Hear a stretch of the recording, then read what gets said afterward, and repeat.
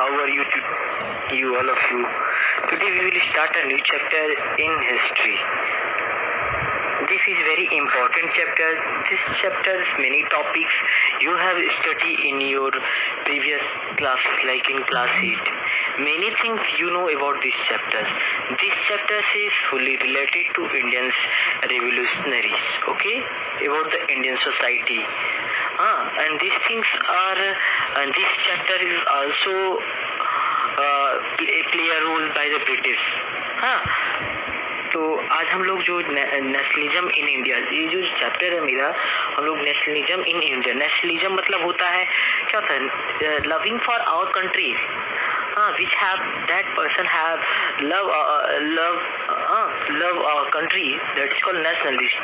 जिसके अंदर नेशनलिज्म क्या होता है, राष्ट्रवाद, जिसे मतलब देश के प्रति, मतलब देश को आज़ाद कराने के लिए, देश को मतलब देश को आगे कराने के लिए, डेवलप कराने के लिए तरह तरह के जो मूवमेंट होते मतलब उसमें लीड करती गई, उसके अंदर नेशनलिस्ट बोले जाते थे, राष्ट्रवादी बोले थे, नेशनलिज्म।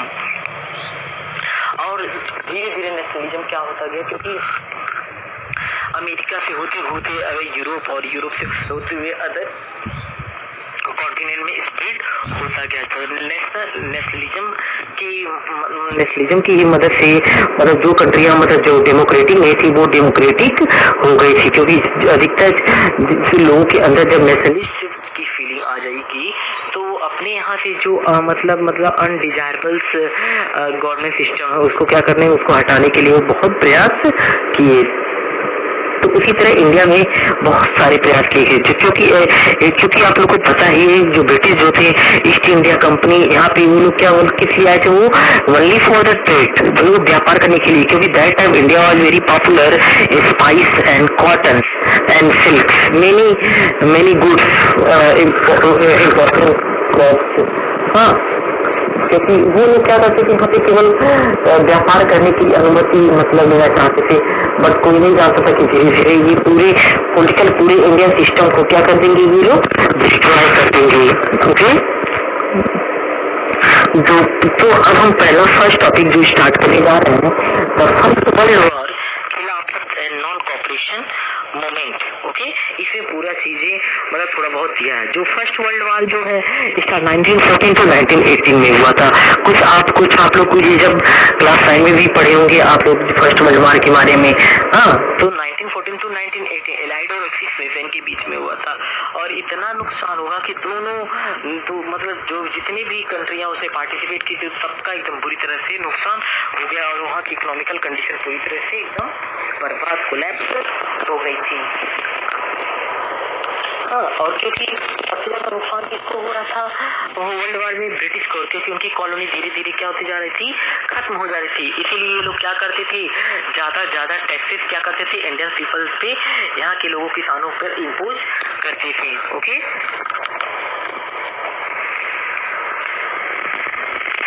अब हम देख लेते हैं 1914। आप लोगों को पता होगा जैसे कि 1914 फर्स्ट वर्ल्ड वॉर हुआ था, इसके कुछ impact of the first world, कुछ इम्पैक्ट देख लिया जाता है। पहला वो ये हुआ था कि इंक्रीज इन डिफेंस एक्सपेंडिचर, धीरे धीरे ये लोग क्या कर ले, डिफेंस में बहुत ज्यादा खर्च कर दिए। लोगों को मतलब जो ब्रिटिश थे वो डिफेंस में बहुत ज्यादा खर्च किए, ताकि वो लोग क्या करे, अपने पावर्स को मतलब इस्टेब्लिश किए रहे, बट ऐसा नहीं हो पाया। Custom duty increase and income tax introduce. अब क्या हुआ, उस समय जो कस्टम जो एक्सपोर्ट और इम्पोर्ट होता था उस पर मतलब टैक्सेस क्या हो इंक्रीज कर दिए, ताकि ज्यादा टैक्स वसूल करके उस समय जो ब्रिटेन की कंडीशन खराब होती जा रही थी उसको मतलब क्या रीबिल्ड करने के लिए सब कदम उठाए गए थे। अब नेक्स्ट क्या किया था ब्रिटिश के द्वारा, अंग्रेजों के द्वारा, forcibly requirement in the rural area to supply for the soldier. लोगों जो गांव में लोग रहते थे उनको जबरदस्ती आर्मी में क्या किया था, भर्ती किया, रिक्रूटमेंट किया जाता था, और उनको कहाँ पे भेजा जाता था, इंडिया में नहीं, ये उनको जहाजों में भर करके, पानी में जो जहाज में भर जबरदस्ती। Many Indian people are not interested to go in Britain and other country, हाँ, क्योंकि वो जानते थे ये लोग हमको ना सैलरी देंगे, ना कुछ देंगे, ना मेरा कुछ नाम होगा, चाहे हम मर जाए कुछ भी हो जाए, लेकिन कुछ नहीं इनके ऊपर इफेक्ट होगा। तो ये लोग जबरदस्ती लोगों को मार मार करके मतलब अपनी आर्मी में ये इनको शामिल करते थे। किसके लिए? क्योंकि ये फर्स्ट वर्ल्ड वॉर में अपने आप को स्ट्रॉन्ग बनाना चाहते थे।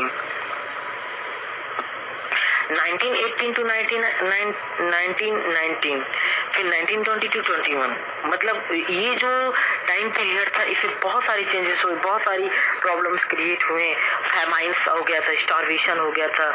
हाँ, जो कुछ जैसे स्टेट में जैसे बंगाल, बिहार, उड़ीसा में ऐसी जगहों पे बहुत ज़्यादा प्रॉब्लम्स क्रिएट हो गए थे, फसल क्या हो गए थे, डिस्ट्रॉय हो गए थे, जिससे क्या होता फूड की प्राइस क्या हो गए, बढ़ गए थे। और इतना ज़्यादा अकाल पड़ गया था कि लोग एकदम पूरा एरिया इन्फेक्टेड एरिया हो गए थे, संक्रमित हो गए थे, पूरे गांव-गांव के लोग मर जाते थे बीमारी से। हाँ, crop failed in many part of the India. जो ये टाइम पीरियड था उस समय बहुत सारे मतलब स्टेट में क्या हो गए थे, मतलब क्रॉप क्या होते फेल हो गए थे, मतलब क्रॉप्स मतलब खराब हो गए थे, उतने अच्छे से उगे नहीं थे। इन 1921, अब 1921 में क्या हुआ, 12 to 30 मिलियन पीपल डाइड। अब 12 से 13 मिलियन पीपल डाइड हो गए। हाँ, क्यों? The lack of food, shortage of the food, because that times in the some part of the India that crops are failed, मतलब क्रॉप्स क्या हो गए थे, फेल्ड हो गए, सही से नहीं, और वो खराब हो गए थे। अब due to famine and epidemic, अब उस समय उसकी वजह से क्या हो गए थे, इतना ज्यादा फेमाइन और एपिडेमिक। फेमाइन मतलब क्या होता, अकाल हो गया, मतलब अगर हमारे पास कोई चीज नहीं तो हम भूखे मर जाते थे, अकाल। और एपिडेमिक मतलब क्या था, महामारी, मतलब ये अगर किसी के घर में मतलब कोई मतलब हो जाता था, अगर खाने पीने से अगर उनको मतलब धीरे धीरे मतलब उनको बीमारियां क्या होती, एक व्यक्ति से दूसरे तीसरे ऐसे पूरे गांव में फैल जाती थी। और उसको देखते हुए उतने समय में मतलब 1918 से 21 के बीच में 12 से 13 मिलियन पीपल डाइड। ये तो बहुत कम है, बहुत और भी लोग हैं जो इनमें सही डाटा हम लोगों को नहीं मिल पाता है। अब देखो उसके बाद क्या हुआ, अब एक न्यू लीडर्स का आगमन हुआ, एक नया लीडर आ गए इंडिया में, कुछ जरूरत भी थी उसमें, तो उनका नेम क्या है बताइए आप लोग। यू नो दैट पर्सन वो द महात्मा गांधी। वो व्यक्ति कौन थे, अब एक नए लीडर्स आ गए थे, महात्मा गांधी। जब आए तो आइडिया, अब देखो अब इसमें क्या था, अब नेक्स्ट हम लोग टॉपिक अब बताते हैं। नेक्स्ट टॉपिक होता है the idea of satyagraha. Satyagraha मतलब क्या होता है, satyagraha means of the non violence, मतलब अहिंसा। हम लोग क्या करें, मारपीट इस तरह से, मतलब कुछ मतलब अंग्रेजों के खिलाफ, अंग्रेज कुछ भी हमारे ऊपर करते तो हम लोग उनके खिलाफ आवाज एकदम चुपचाप तरीके से उनको मनवाने की कोशिश, उनके खिलाफ कोई आवाज, कोई गलत वर्ड बोलना, उनको मारना पीटना, इस तरह से कोई सिस्टम नहीं था सत्याग्रह में। सत्याग्रह मतलब और भी क्या, गांधी जी के सत्य के मार्ग पर चलना, ये सब कुछ आइडियाज थी गांधी जी के कि हम लोग केवल नॉन वायलेंस से ही व्यक्ति को झुका सकते हैं।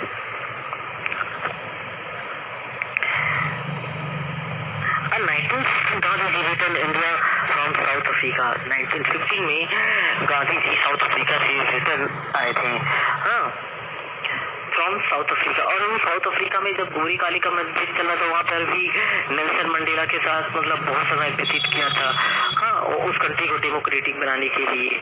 ओके, अब उनका लीड किस में हुआ था, इंडिया में। अब तीन सत्याग्रह मूवमेंट इंट्रोड्यूस हुए थे इंडिया में उस समय जब गांधी जी आए थे। The first Satyagraha movement started in 1916, second Satyagraha movement started in 1917, third Satyagraha movement started in 1918। जो ये तीनों सत्याग्रह हुए थे वो अलग अलग ईयर्स में हुए थे। अब फर्स्ट सत्याग्रह कहाँ हुआ था, the first Satyagraha started in Champaran Bihar. जो फर्स्ट सत्याग्रह हुआ था वो कहाँ पे हुआ था, चंपारण बिहार में हुआ था। सबसे पहला वहाँ के जो किसानों सबसे बड़े क्या था, हाँ, Champaran, to help the peasant against the oppressive plantation system. अब वो लोग वहाँ पे क्या हुआ था, वहाँ के जो किसान थे उन्होंने गांधी जी को कॉल किया, आप मेरा हेल्प करिए, क्योंकि उसमें बहुत लीड किए थे कहीं बहुत सारे मोमेंट में गांधी जी के देशों में। तो उसको देखकर किसानों ने इनको बुलाया वहाँ पे, क्योंकि उनका सबसे बड़ा प्रॉब्लम क्या था, वो अंग्रेज क्या करते थे इनको इंडिगो प्लांटेशन लगाने के लिए, क्योंकि ये लोग नहीं चाहते थे कि इंडिगो प्लांट, क्योंकि इंडिगो प्लांटेशन लगाने से वो जमीन, वो लैंड क्या होता था, इनफर्टाइल हो जाता था, मतलब वो जमीन और अदर क्रॉप्स मतलब लगाने के लिए वो बेटर नहीं, तो उसकी फर्टिलिटी धीरे धीरे खत्म हो जाती थी, क्योंकि और भी क्रॉप क्रॉप्स थे वो खाने के लिए थे, लेकिन इंडिगो प्लांट वो थोड़ी ना खाने के लिए, कलर कपड़े को डैश करने के लिए कॉमर्शियल क्रॉप्स में आता था, और ये क्या प्लांटेशन क्रॉप्स में भी आता था, और ये ब्रिटिश को इसको सबसे ज्यादा प्रॉफिट होता था यूरोपियंस मार्केट में बेच करके। तो इसको देख करके उन्होंने क्या किया, गांधी जी को बुलाया था चंपारण बिहार में। तब वहाँ पे वो गांधी जी गए थे मूवमेंट में। सेकेंड सत्याग्रह कहाँ हुआ था, खेड़ा डिस्ट्रिक्ट गुजरात। जो खेड़ा है जो डिस्ट्रिक्ट है वो गुजरात का है। हाँ, अब वहाँ पे क्या हुआ था, क्रॉप फेलियर हो गया था। खेड़ा में क्या होता है, क्रॉप फेलियर हो गया था, खराब हो गया था। Peace and not able to pay high tax session, so he decide to call Gandhi ji. अब जब फसल खराब हो गया, ये तो पता ही होगा आप लोगों को, चाहे फसल खराब हो चाहे डूब जाए, कुछ भी हो, फसल खाने के लिए हो चाहे ना, लेकिन वो अंग्रेजों को क्या देना पड़ता था, लगान देना पड़ता था, टैक्स देना पड़ता था। बिना टैक्स के वो जीवित नहीं रह सकते, अगर टैक्स देते थे तभी उन्हें जीने का अधिकार होता था भारतीयों को। तो इसके लिए उन्होंने कहा कि इतना ज्यादा बड़ा टैक्स ये ब्रिटिश हम लोग को लगाए हैं और हमारा क्रॉस फेलियर हो गया, तो हम कैसे इनको दे सकते, इसीलिए उन्होंने गांधी जी को बुलाया था। थर्ड सत्याग्रह मूवमेंट स्टार्ट हुआ था 1918 में, और ये कहाँ हुआ था, अहमदाबाद में। अहमदाबाद में कॉटन वर्कर मिल, हाँ, और वहाँ पे कॉटन वर्कर की मिल ने भी गांधी जी को बुलाया। और क्यों बुलाया था वहाँ पे वर्कर ने, क्योंकि ब्रिटिश उनसे क्या करते थे, जबरदस्ती काम लेते थे। उनके वेजेस होते थे बहुत कम देते थे, ना कोई सिक्योरिटी था ना कुछ, उनकी कंडीशन एकदम खराब होती। उनके कंडीशन को इम्प्रूव करने के लिए वहाँ के लोगों ने गांधी जी को बुलाया मूवमेंट में शामिल होने के लिए। तो ये तीनों सत्याग्रह थे जो कि एकदम पूरी तरह से सक्सेस हो गया था, और इसमें गांधी जी को भी सफलता मिल गई थी। ओके,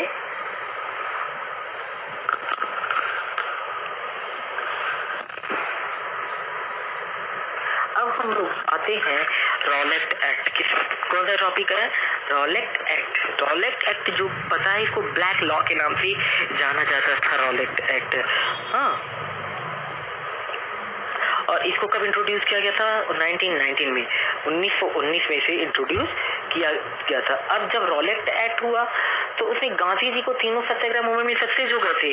अब उन्हें नेशनल मूवमेंट, मतलब एक इंडिया लेवल पे मूवमेंट ऑर्गेनाइज करना चाहते। अब इधर देखिए, जब रॉलेट एक्ट हो गया, इससे बहुत लोगों को प्रॉब्लम होने लगा, तो उनको लगा कि अब हम नेशनल लेवल पे मूवमेंट स्टार्ट कर सकते हैं। अब रॉलेट एक्ट क्या था, एक तरह ब्लैक लॉ, और इसमें ये कानून था, मैं बता दूं, it give the British officer enough power to repress any politics of leader.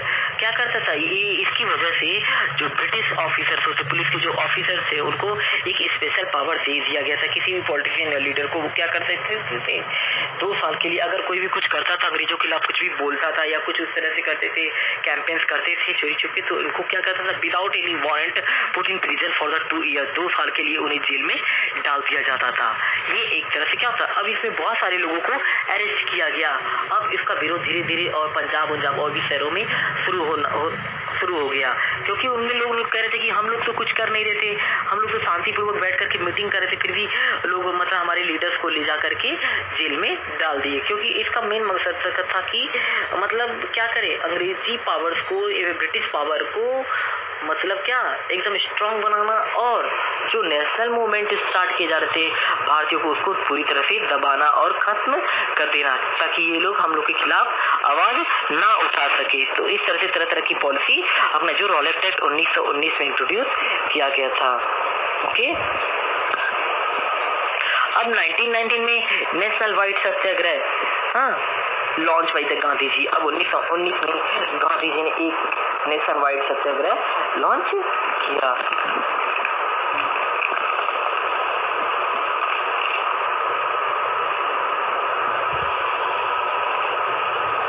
अब आते हैं हम लोग नेशन वाइड सत्याग्रह क्या था।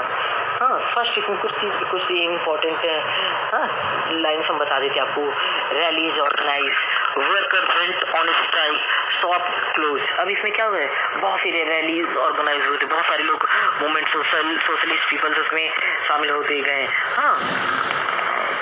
Worker worker went to strike shops close, वे सारी दुकानें बंद हो गई, जितने भी वर्कर थे सब लोग स्ट्राइक मतलब क्या था, धरना पे बैठ गए थे। अप्रैल 10 पुलिस फायर इन पब्लिक। 10 अप्रैल 1919 में मतलब बहुत सारी जगह जहाँ इस तरह के विद्रोह हुआ था, पुलिस ने एकदम बिना किसी से पूछे हुए सारे लोगों पर गोलियां बरसाना शुरू कर दिया, उससे बहुत सारे लोग मारे गए थे। अब इसमें लोगों के अंदर क्या हो गया, जो भारतीय लोग थे उनके अंदर गुस्सा बहुत ज्यादा हो गया और उन्होंने क्या किया, they decide to attack on the bank, post office, railway station, government building, जितने भी गवर्नमेंट चीजें होती सब पे उन्होंने क्या कर दिया, अटैक करना शुरू कर दिया, आग लगा उसको तोड़ करना शुरू कर दिया था। इसको देखते हुए अंग्रेजों ने मार्शल लॉ छेड़ दिया था।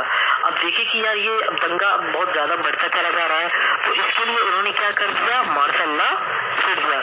मार्शल लॉ एक कानून बनाया गया था, जो इसके जो इंट्रोड्यूसर कौन था, जनरल डायर। मार्शल लॉ का जो इंट्रोड्यूसर था वो जनरल डायर था। Army control power in of local police in emergency situation, जब आपातकालीन सिचुएशन लग जाता था, आर्मी, अब वहाँ पे आर्मी को बुलाया जाता था ताकि किसी भी मैटर को वो कंट्रोल करने के लिए। अप्रैल 13 अप्रैल 1919 में जलियांवाला बाग, जो कि पंजाब के अमृतसर में पड़ता है। अब वहाँ पे सिटी से अब ये जो मार्शल लॉ था वो शहरों से दूर था, लोग मार्शल लॉ के बारे में उतना परिचित नहीं थे कि ये मार्शल लॉ क्या था। They have came three there Baisakhi mela and other to protest government. अब ये क्या करते थे, लोग बैसाखी में मेला के लिए आए हुए थे जलियांवाला बाग में, और गवर्नमेंट की मतलब ये प्रोटेस्ट मतलब उसके आंदोलन कर रहे थे, मतलब शांतिपूर्वक एकदम चुपचाप सब लोग बैठ करके वहाँ पे अमृतसर में मतलब प्रोटेस्ट कर रहे थे, किसके, अंग्रेजों के खिलाफ। General Dyer close both gate. अब उसने जनरल डायर ने क्या कर दिया, उसको किसी को मारने का परमिशन, लेकिन उसने भी मार्शल लगा करके चारों तरफ से आर्मी मतलब घेर दिया। लोगों को लगा ये आर्मी हम लोगों को प्रोटेक्ट करने के लिए आई है, लेकिन उनको नहीं पता था कि ये हमारे साथ क्या करने वाले हैं। तो तभी जनरल डायर ने इन लोगों को, आर्मी को अपनी उसने पहले सारे गेट्स को जो दोनों गेट थे उसको बंद कर दिया, और उसके बाद क्या उसने लोगों मतलब जितने भी आर्मी से उनको मतलब कमांड कर दिया कि फायर ऑन द पीपल्स, लोगों पे सारे लोगों ने गोलियां बरसाना शुरू कर दिए जो आर्मी थी। और उस घटना में जो 13 अप्रैल 1919 में जो जलियांवाला बाग हत्याकांड एविडेंस हुआ, उसमें हजारों लोग मारे गए, कितने लोग, बूढ़े बच्चे, मतलब बहुत सारे लोग उसमें पार्टिसिपेट किए थे। उसका मेन मकसद क्या था जलियांवाला बाग, क्योंकि जो 1919 में रॉलेट एक्ट पास हुआ था उनमें पंजाब के 2 लीडर डॉक्टर सतपाल और किचलू को गिरफ्तार कर लिया गया। उन्हीं को छुड़ाने के लिए वो शांतिपूर्वक वहाँ पे मीटिंग चल रही थी, कहाँ पे, जलियांवाला बाग अमृतसर में। तो उसको देख करके ये लोग अंग्रेजों ने जनरल डायर पे वो गोलियां बरसाना शुरू कर दिया, और इतना कि कितने लोग बेचारे मारे गए, 10 कर मर गए, कितने लोग गोलियों के शिकार हो गए अंग्रेजों के। तो ये पूरा सिस्टम एकदम पूरी तरह से पूरे इंडिया में ये खबर बहुत तेज फैल गई, लेकिन इतना तेजी से ये खबर नहीं फैली, क्योंकि अंग्रेज क्या थे, इतना ज़्यादा स्ट्रॉन्ग थे कि अगर कोई उनके खिलाफ और उड़ता तो उसको तुरंत मार डालते थे, उनको जला देते थे, उनके परिवार को बहुत परेशान करते थे। लोग गुस्सा हो गए, फिर अब उन्होंने क्या कर दिया, स्ट्राइक, पुलिस के साथ लड़ाई, attack on the government building. लोगों ने फिर से वही उपद्रव मतलब दंगा फसाद शुरू कर दिया, जितनी भी गवर्नमेंट बिल्डिंग को तोड़ फोड़ करना शुरू कर दिया, क्योंकि उनके बहुत सारे भाई, किसी के पिता, किसी के बाप, मतलब बहुत सारे, किसी की माँ, बहुत सारे जितने भी रिलेटिव्स, बहुत सारे लोग मारे गए थे। उसी के विरोध में रविंद्रनाथ टैगोर और महात्मा गांधी ने जो उनको टाइटल्स मिला था, जैसे नाइटहुड की उपाधि मिली थी रविंद्रनाथ टैगोर को, उन्होंने भी हटा दी, और भी गांधी जी को भी उपाधि टाइटल्स मिला था। वो भी टाइटल क्या होता है, एक अवार्ड था जो ब्रिटिश ऑफिसर के द्वारा, ये सब उन्होंने क्या कर दिया, त्याग दिया, क्योंकि ये क्या था, जलियांवाला बाग हत्याकांड जो पूरे देश के लोगों के दिलों को झकझोर करके रख दिया था, और लोगों के अंदर एकदम नेशनल मूवमेंट की भावना एकदम स्प्रिट हो गई थी, और कहीं ना कहीं अंग्रेजों को यहाँ से हटा देना चाहते थे।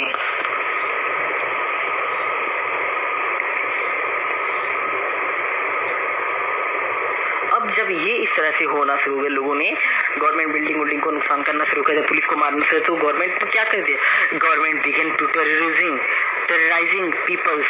ब्रिटिश गवर्नमेंट तुरंत क्या शुरू कर दिया, लोगों को धमकाने का प्रयास शुरू कर दिया, डराने और धमकाने लगे कि अगर तुम लोग अगर कोई भी दंगा उपद्रव या प्रोटेस्ट करोगे तो तुम लोगों को जान से मार दिया जाएगा, तुम्हारे परिवार को भी मार दिया जाएगा। इस तरह से धमकी देने दिया गया है, किसी को भी मार दे। और वो लोग क्या कर रहे थे, जो ब्रिटिश थे वो सबको मारते, मतलब कि जब वो जिसको मनाए उसको मार डालते थे, कोई भी किसी उनको कोई मतलब रिपोर्ट देना नहीं था। और बहुत सारे ऐसे गांव थे उनको बम से उड़ा दिए गए थे। अंग्रेजों ने क्या किया, उनको बम से, देखिए कि अगर ये उपद्रव हो रहा है उस गांव में, थोड़ा सा दंगा उंगा हो रहा है, वहाँ पे अगर वायलेंस हो रहा है तो उसको क्या करते थे, बॉम्बिंग करके खत्म कर देते थे उस गाँव को।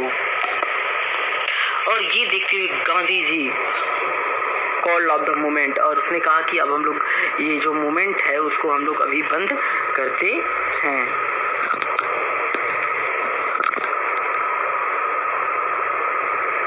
अब नेक्स्ट टॉपिक आता है मेरा, कुछ चीजें और बता देते हैं। खिलाफत,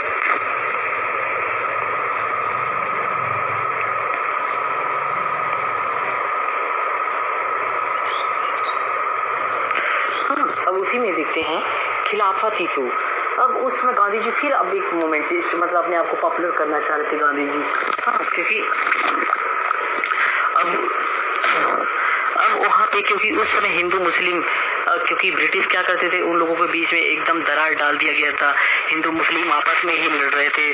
तो कहीं ना कहीं अब भारतीय मतलब पूरे भारत के लोगों को एक साथ होना पड़ेगा, नहीं तो अगर नहीं होते तो अंग्रेज हम लोग को फिर से क्या करते, हम लोगों को स्लैब बना करके रखे। लेकिन उस समय गांधी जी ने डिसाइड किया कि हिंदू मुस्लिम एकता को मतलब एक लाने के लिए और मूवमेंट को बहुत ज़्यादा स्ट्रांग करने के लिए उन्होंने उस समय के दो फेमस व्यक्ति थे, कौन थे, अली ब्रदर्स के नाम से जाना जाता था, मोहम्मद अली और शौकत अली। ये कहाँ के निवासी थे, मुंबई थे। गांधी जी ने इन दोनों को बुलाया कि आप लोग हमारे साथ आइए, इससे जब आप लोग हमारे साथ आएंगे मूवमेंट में तो हिंदू मुस्लिम ये सब लोग एक दूसरे के साथ हेल्प करेंगे और मूवमेंट को आगे बढ़ाएंगे। और सबसे बड़ी बात, इनको क्यों कैसे लाया गया, इनको बताया गया था कि फर्स्ट वर्ल्ड वॉर में ऑटो वन तुर्की की बुरी तरह से हार हो गई थी। बुरी तरह से हार हुई। First world war Ottoman Turkey was defeated, rumours were there that her treaty would be imposed on the खलीफा। अब इनको मतलब क्या होता है, एक रूमर फैल गया कि तुर्की की हार हो गई, अब उनके जो समझौता होगा बहुत खतरनाक होगा, उनके ऊपर बहुत सारे प्रॉब्लम्स क्रिएट किए जाएंगे खलीफा के ऊपर। अब इस्लाम का जो हेड होता था खलीफा, एक खलीफा क्या था, इस्लाम का हेड होता था। तो डिफेंड दिस खिलाफत committee was formed in Bombay, Ali brothers के द्वारा एस्टैब्लिश किया गया था, अली ब्रदर्स के द्वारा और गांधी जी के द्वारा। कहाँ पे, बॉम्बे में। अब गांधी जी को एक अवसर मिल गया, किसको, हिंदू मुस्लिम को आपस में लाने के लिए। In Calcutta session in September 1920 Gandhi ji convince other leaders. Calcutta का जो सेशन हुआ था कांग्रेस सेशन का, उसमें और भी लीडर से गांधी जी ने कन्विंस किया कि आप लोग भी पार्टिसिपेट करिए खिलाफत मूवमेंट में। Non cooperation movement started supported of the खिलाफत एंड स्वराज। जो नॉन कॉपरेशन मूवमेंट स्टार्ट हुआ किसके सपोर्ट में, खिलाफत मूवमेंट और स्वराज।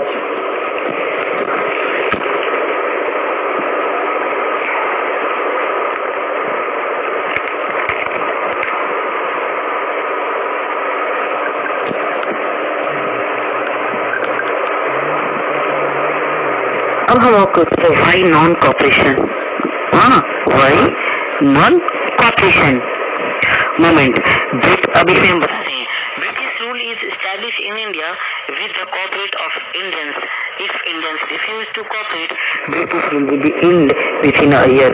गांधी जी ने अपनी बुक स्वराज में लिखा है, in his famous book Hind Swaraj, Gandhi ji की फेवरेट बुक, मतलब फेमस बुक था 1909 में, Hind Swaraj. Mahatma Gandhi ji declare the British rule was establish India with the cooperation of Indians. अगर भारत में ब्रिटिश राज एस्टैब्लिश है तो भारतीयों की सहयोग से एस्टैब्लिश है। and had survived only because of these cooperation. मतलब अंग्रेज यहाँ पे सरवाइव करते यहाँ पे रहते हैं तो वो हम लोगों की वजह से रहते, क्योंकि हमने उनका बहुत हेल्प की है, हम लोग के कॉपरेट से। If India refuse to cooperate, यदि भारतीय उनका साथ देने से छोड़ दे, साथ ना दे, तो British rule in India would be collapse, बर्बाद हो जाएगा विद इन ईयर्स, एक ही साल। और क्या, और हमारा कंट्री स्वराज हो जाएगा। लेकिन ऐसा जल्दी होने वाला नहीं था। लेकिन गांधी जी ने कहा था अगर अंग्रेज हमारे देश में है तो भारतीयों के हेल्प से, भारतीयों के सहयोग से, अगर भारतीय रिफ्यूज कर दे तो ब्रिटिश रूल क्या हो जाएगा, पूरी तरह से कोलैप्स हो जाएगा और स्वराज मिल जाएगा यहाँ के लोगों को। ओके, तो ये हिंद स्वराज में क्या क्या था। India would become independence। Non cooperation movement में कुछ देख लीजिए क्या हो गया था। जो नॉन कॉपरेशन मूवमेंट जो स्टार्ट किया 1921 जो भी है 22 में, हाँ, और इसमें बहुत सारी चीज लिए गए। हाँ, सरेंडर द टाइटल्स, इसमें सबसे बड़ी क्या गई थी, लोगों ने क्या कर दिया, समर्पण, मतलब सरेंडर कर दिया, छोड़ दिया, इन्होंने सरेंडर कर दिया। किसके लिए, मतलब जो गवर्नमेंट के द्वारा टाइटल मिले थे, जैसे महात्मा गांधी को मिला था और इनको रविन्द्रनाथ टैगोर को मिला था, इन्होंने अपने टाइटल्स को वापस कर दिया था ब्रिटिश को।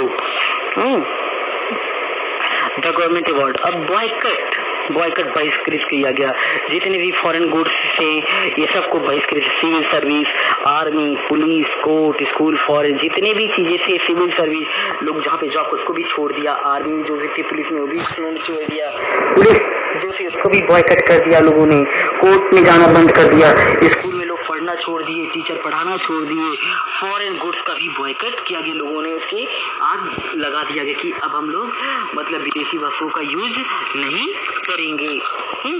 Congress did not support non cooperation movement, लेकिन अब इधर देखो एक अलग सा प्रोपेगेंडा चल रहा था इंडियन कांग्रेस का, ये लोग नॉन कॉपरेशन मूवमेंट को सपोर्ट नहीं करना चाहते थे, did not support national cooperation movement. Council election was scheduled in November 1920, अब उसमें प्रांतीय प्रोविंशियल चुनाव होने वाले थे, हाँ, काउंसिल चुनाव। हाँ, अब वो लोग क्या कहते हैं, if we come to power we can defend and make the change the policy created by British. उन्होंने कहा अगर हम लोग पावर में आ जाते हैं, जो चुनाव में हम लोग की सत्ता बनती है, तो हम कहीं ना कहीं क्या करेंगे, उनके रूल्स और पॉलिसी को थोड़ा चेंज कर देंगे। Non cooperation movement would created popular violence, अब धीरे धीरे क्या होता गया, अब गांधी जी को लगने लगा कि जो हमारा नॉन कॉपरेशन मूवमेंट है धीरे धीरे हिंसा उसमें बढ़ने चलता, वायलेंस होता है, क्योंकि गांधी जी क्या कहते हैं जो हमारा मूवमेंट है वो नॉन वायलेंस होना चाहिए, इसमें कोई मारपीट, कोई भी आर्गुमेंट उस तरह का नहीं होना चाहिए। लेकिन आपस में ही कांग्रेसी क्या होता है, 1997 में Congress party, Indian national Congress party में क्या था, डिवाइडेड हो गया था, जो कि सूरत में आपस में, क्योंकि उसमें दो लीडर्स हो गए थे, दो तरह पार्टी डिवाइड हो गई थी, एक मॉडरेट हो गई थी, एक रेडिकल्स। मॉडरेट क्या होते थे, वो लोग एकदम गांधी जी के सपोर्टर थे, और रेडिकल्स क्या थे, वो उग्र थे, जैसे चंद्रशेखर आजाद, भगत सिंह, ऐसे लोगों का वो सपोर्ट करते थे, राम प्रसाद बिस्मिल, मतलब इससे लोगों का सपोर्ट करते थे, क्योंकि वो चाहते थे अंग्रेजों को उनका जवाब तुरंत देना चाहिए, चुप रह करके कुछ देश को आजाद नहीं किया जा सकता। फाइनली इनका Congress session held at Nagpur in December 92, finally जो कांग्रेस सेशन हुआ था दिसंबर 92 में नागपुर में हुआ था। Non cooperation movement was adopted, वहाँ पे नॉन कॉपरेशन मूवमेंट को अडॉप्ट किया गया था। ओके, अब हम लोग आते हैं कंट्री साइड, क्या कंट्री साइड,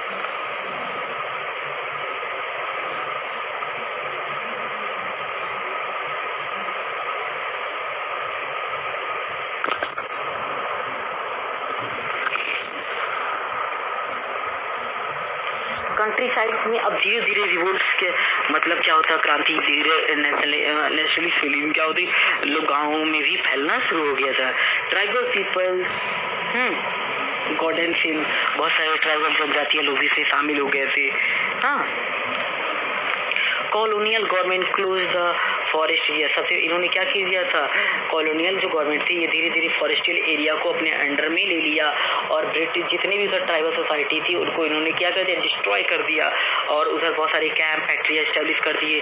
बेचारे उसी पे डिपेंड थे और उनके धीरे धीरे घरों को हटा दिया। उन्होंने एक टर्म रख दिया कि अगर तुम लोग यहाँ पे रहना चाहते हो तो ब्रिटिश गवर्नमेंट के अंडर में काम करो विदाउट एनी वेज, बिना किसी पगार या सैलरी के।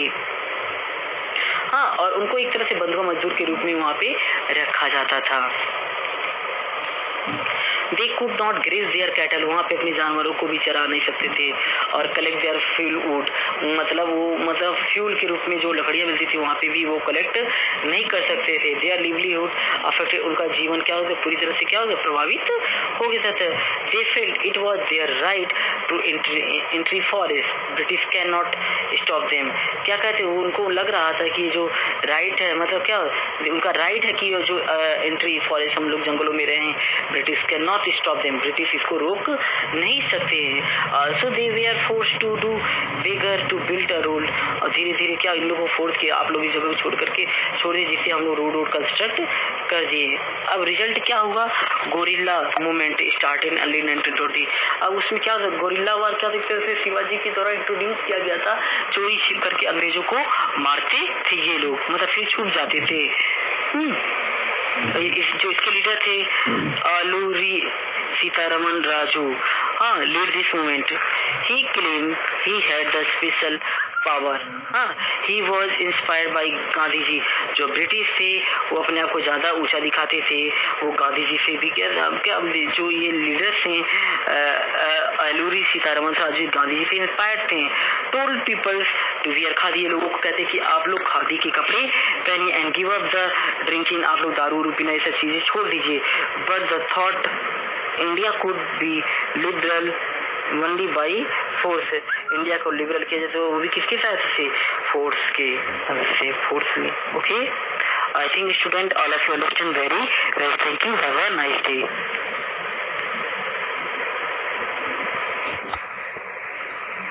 Okay, student. Next topic, differing strands within the movement, and many more. We will talk about them in next video. Okay, thanks, student. Please subscribe my channel Science Hub to get more interesting videos. Okay, students. Thank you.